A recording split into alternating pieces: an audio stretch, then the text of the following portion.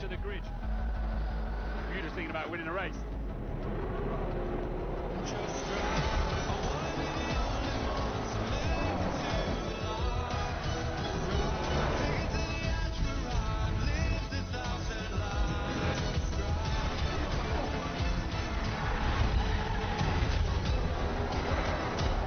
It's going to be two Mercedes going wheel to wheel into turn one.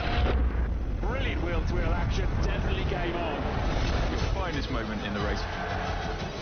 What a great race we've got in progress. World champion! 7 races to go and just 2 points separate Lewis Hamilton and Nico Rosberg. But since the summer break, it's all been about the German.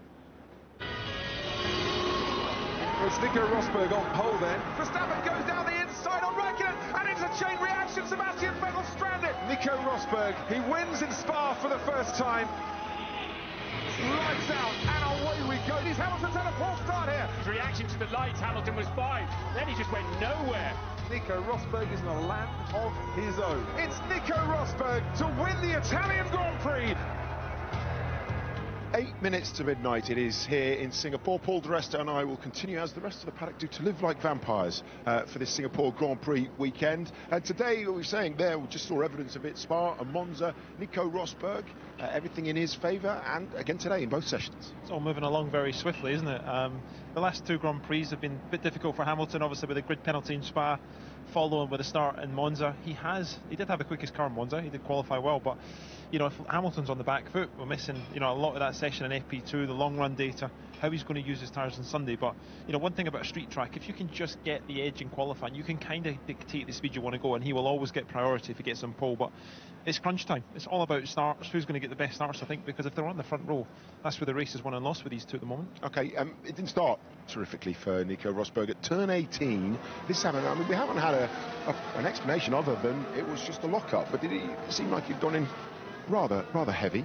It was very odd, you know, it must have locked the rears mid-brakes. At that point, it's too late to back out, either turn right to go up the escape road or actually make the corner, because on a normal lap there, when you brake, your car automatically takes you to the outside because there's so little runoff. And then just during the braking zone, you can see he locked the wheels. He managed to get his hands off the steering, not to damage his thumbs or anything, but went straight in. I was a bit confused. I'm not really sure if it was just a simple lock-up or whether it was an energy recovery system that kind of caught him out. Toto said he hadn't had any confirmation of anything yet, so it could have been that, because we know can that affect the pedal as you're halfway through a corner? It could do if it's switched off, because the brake kind of disregards the actual brake material and it drags the back wheels to charge the battery.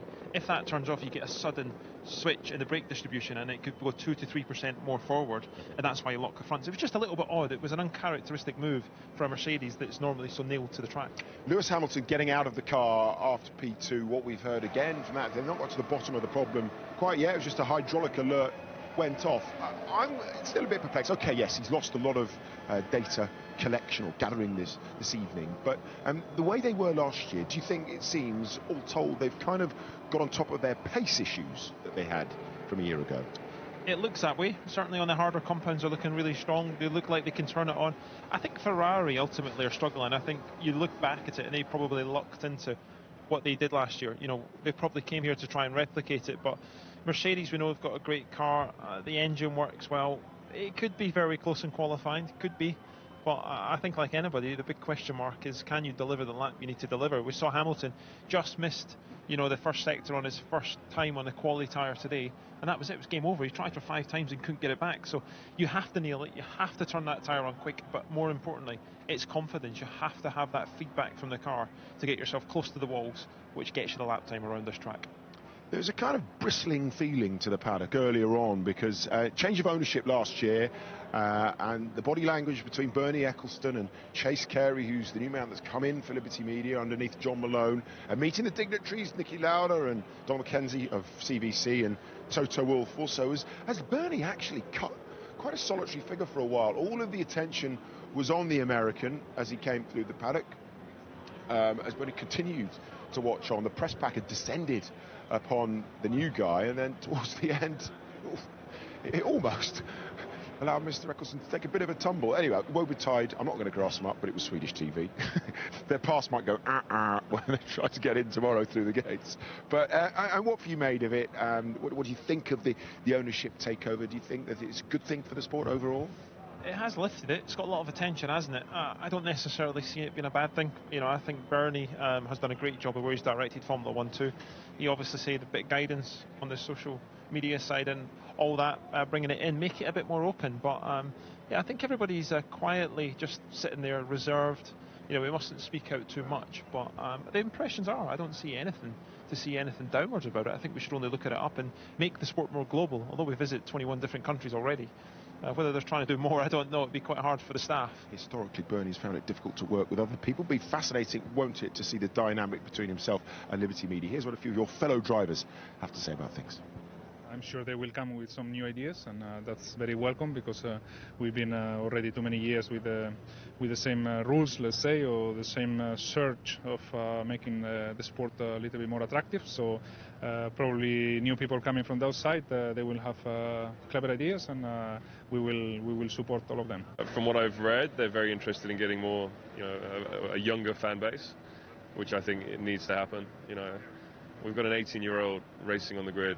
And I think the fan base is more sort of 30s, 40s. I would love to see a Formula 1 more equalized, giving a midfield teams the chance to compete against the top teams. That will be just great for the sport, you know, to have those teams in the midfield getting close and giving them the opportunity to fight for the top. That will be amazing. The European races we really enjoy, because there's a sort of passion from the crowd there. There's a much bigger crowd, and we go to some races, which I won't mention, but they're very sort of ghostly when you go out the back. There's no one there, so we enjoy competing in front of fans, basically. That's what we're here to do. So cheaper entry, engaging more fans. I'm up for all that sort of thing. I would hope for our sport to reach more of the people that love our sport, but who maybe don't necessarily tune in, you know, on specific times to sit down and watch the race. Maybe in a beautiful summer's day, you know, when outside you could be doing some cool stuff. As we all know, social media is a big thing. As drivers, we try and push the sport as much as we can. But there's so much more competition for Formula 1. It's fierce, you know. There used to be 5 TV channels in the UK, and Formula 1 was on a weekend, on one of them, and you had 4 other choices, or you go and play outside with a football.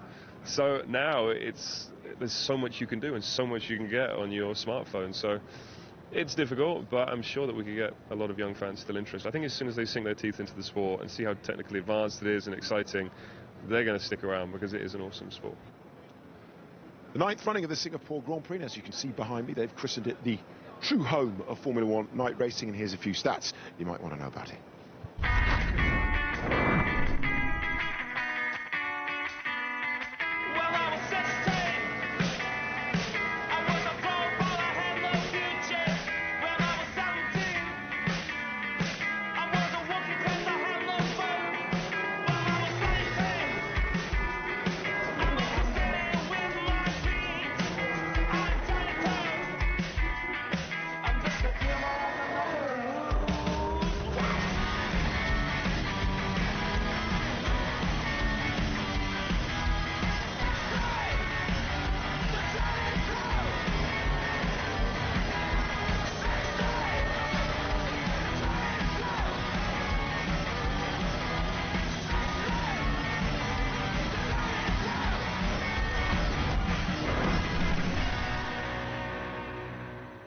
And here's the man that scored Force India's best ever result here with a 4th place in 2012. Paul, the Singapore Flyer looked absolutely splendid today, but it was the 4 wheels on the 22 cars that we were more interested in. A first session, not under lights and not under power for Jenson Button either. Hardly a great start for him. Now luckily a little bit of support from the marshals. FIA so sense got that car back out for the fans. This was a little bit of lack of common sense. The Toro Rosso didn't quite have the turning circle, and Carlos Sainz lost a bit of his wing. And people were hitting the wall all morning long. Yeah, Sebastian Vettel we thought was going to be the first one. He did it second. Bigger spark than the Red Bull. Roman Grosjean didn't even get going and had to play cards while they sorted out a problem on his hat. Once again, Drivers trying to push through the penultimate corner and finding the wall in the way. Sebastian Vettel, did he have the pace to replicate his win from last year? He did early on, but Max Verstappen was the fastest man this morning, and then this happened to Nico Rosberg. Gave the mechanics over a shorter lunch break effectively here. A bit more work to do this week. It was a Red Bull 1-2 in the first practice session. Second practice and the lights take full effect, and it's much more akin to racing conditions, but Fernando Alonso won't be wanting to do this very often. I think that's the most impressive save of the day, isn't it? Or maybe Ricardo does it as well. Stays out the wall. He stays out the wall, and Nico Rosberg on the ultra soft tyre put himself to the top of the timing chart. A handy, timely boost for the man with the momentum going into this race with 2 wins on the bounce. Is Romain Grosjean spinning and losing his rear wing. Yeah, exit the final corner. We saw a lot of cars out there. Just got the Tech Pro barrier on a difficult day. Next year's wing on the Haas as well. Not really what he wanted or what Lewis Hamilton wanted here. We've seen this in the programme already, and Simon Cole saying no chance we can get the car back out. Hamilton didn't have a good day at all.